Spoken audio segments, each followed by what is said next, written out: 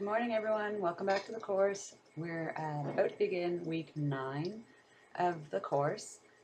So this is the final lesson related to Module 3. So we began Module 3 by looking at global forces related to access to shelter. So we looked at how global level actions affect people's access or not to shelter.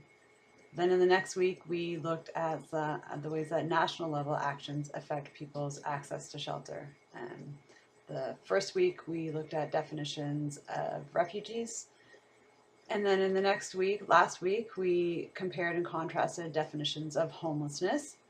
Now in this final week of the Module 3, we're going to look at local level actions and their impact on people's access or not to shelter.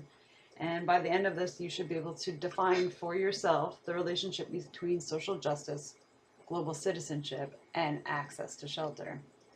So remember that there is a module assignment due at the end of this week.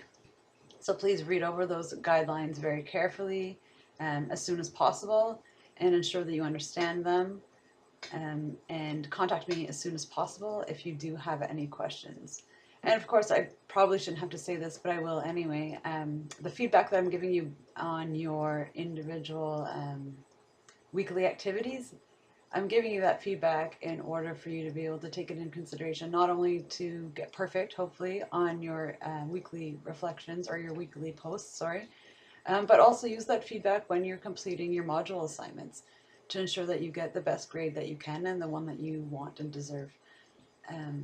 I, again, encourage you to look over the guidelines for that upcoming module assignment as soon as possible and to contact me as soon as possible with any questions that you have. I hope you're enjoying the course so far. We only have 2 more modules left, so we can do it. Yay!